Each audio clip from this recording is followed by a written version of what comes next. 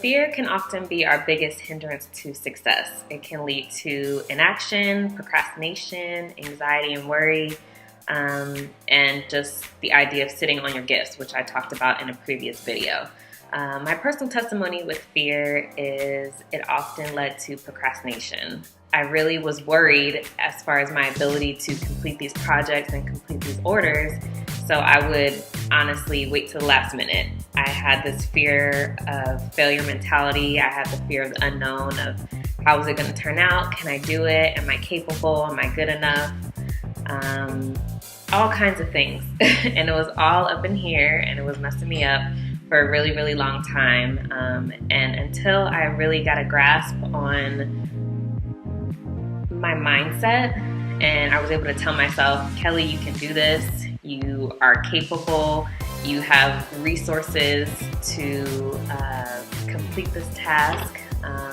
You are good enough. I think I had to get that drilled into my mind in the beginning for me to be able to see that I can do it. And I think whenever it comes to facing fear, I think it all starts in your mind, and you need to truly talk over those self-doubts, those feelings of insecurity, the feelings that you can't do it.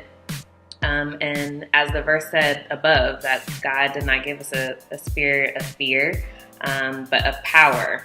And I think that's really important because we do have power inside of us, and we have so many gifts and abilities inside of us that if we're able to truly hone into those and really stay focused and keep our mind on the task at hand and not let the insecurities overcome us and the fear overcome us, you have no idea what you can accomplish with that. I do want to share some strategies I've used over the years as a designer that have helped me to get to the point of where I am.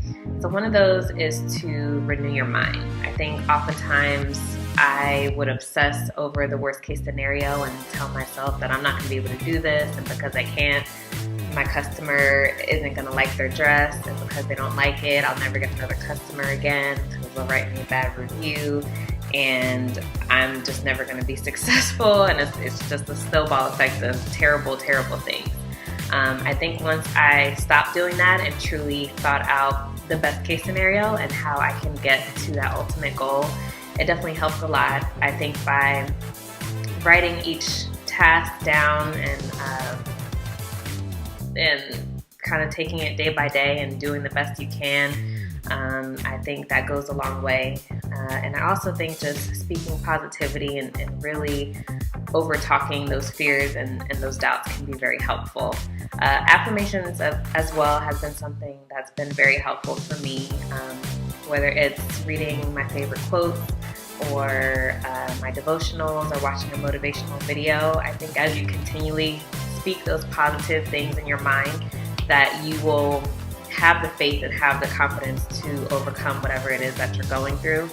And lastly, I think realizing that you're not alone. I think oftentimes I would do certain things and think I was the only person in the world who was feeling this way or who had those insecurities, but you'd be very, very surprised at how many people go through the same thing, especially fellow entrepreneurs. So I think just talking to a friend or a mentor or someone who can truly relate to what you're going through can help hopefully encourage you to push forward. This week, I challenge each of you to write down some things that you feel are holding you back and things that you are fearful of. So whether it's having personal doubts, whether it's the fact that you're nervous about getting customers, whether it's you have this amazing new idea that you want to put out there and you're nervous of how it's going to be received by people, or you just have no idea where to start, which can also be a problem. I definitely just write those down and just take the time to truly identify and define what it is that you're fearful of so you can address it head on. And then I would recommend writing down the potential benefits of overcoming that fear. Once you have your list of things you are fearful of, I would then write out the best case scenario. What does that look like for you? So once you get that, I would definitely take that and break it down, kind of working backwards into smaller goals and things that you can achieve on a daily or weekly basis.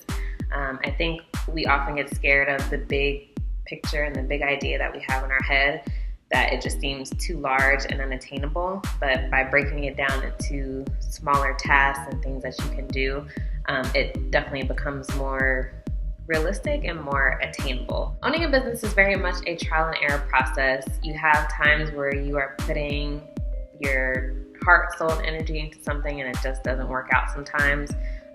But along the way, there definitely are small victories that you can celebrate and be confident in. And I'm hoping that as you focus on facing your fears, that it'll help you become more resilient and more willing to push through during the difficult times of being an entrepreneur. It's definitely not easy, but it will always be worth it. I included some links below of some affirmations, quotes, and tools that I've used over the years to help me live more of a faith-filled life. So I hope these will be useful to you as well. Please like, comment, and subscribe, and thanks so much for watching.